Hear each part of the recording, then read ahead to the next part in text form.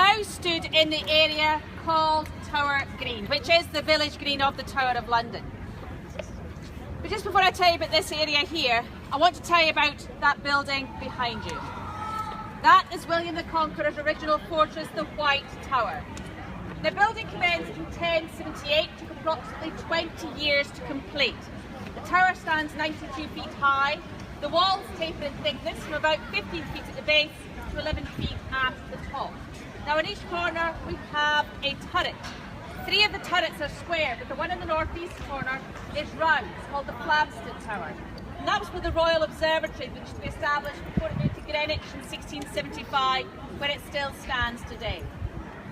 Now on top of the turret you'll see a gold crown. It sits atop of a weather vane, and that displays the royal standard.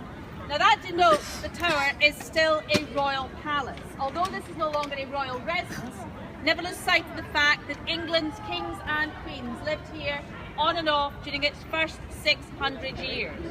Now originally the royal apartments would have been in the top floor of the White Tower. The floor below that would have held accommodation for knights and ladies, a banqueting hall, council chamber, and the Chapel Royal of St. John the Evangelist. It's probably the finest example of a Norman chapel left in England today. The floor below that would have had servants and retainers, but there is one last floor, the one downstairs. That is where the dungeons and the torture chambers used to be located.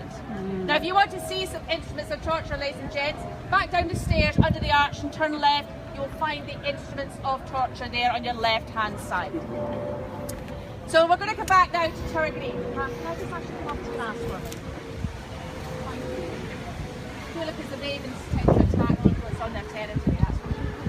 Right, just behind me there's a round glass and steel memorial. And that marks the site of the private scaffold.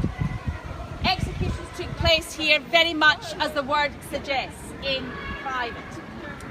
The first person to lose their head was Queen Anne Boleyn.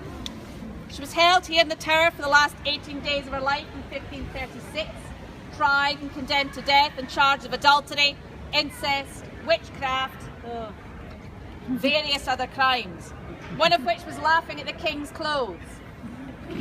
Now it was said that she was frightened of the block and axe, so she requested to be executed in the French manner, not using a guillotine but using a very long double-edged sword. We even brought the executioner all the way from France for that very occasion. He was summoned a week before her trial even started. I'll leave that timeline with you.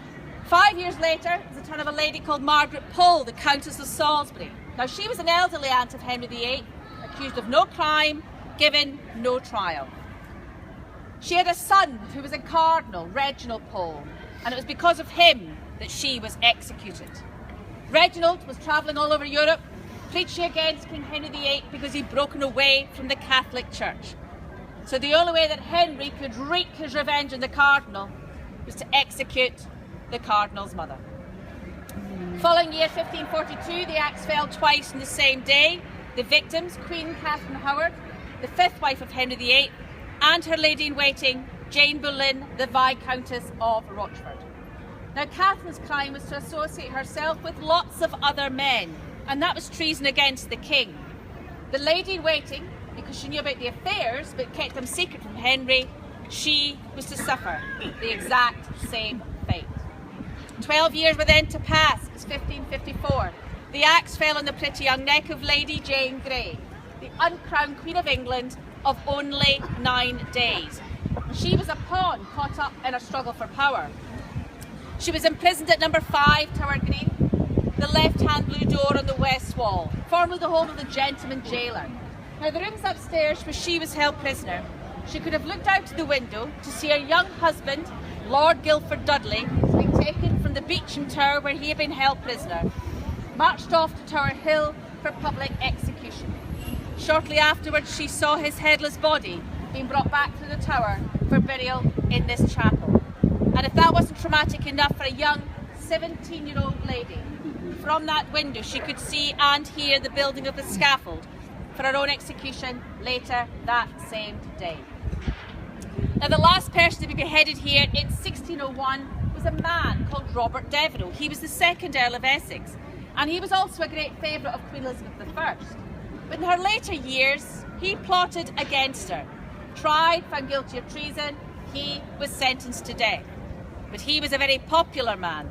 They couldn't take the chance of executing him outside on the hill in case his supporters would come and whisk him away. So that was why he was beheaded inside the Tower grounds.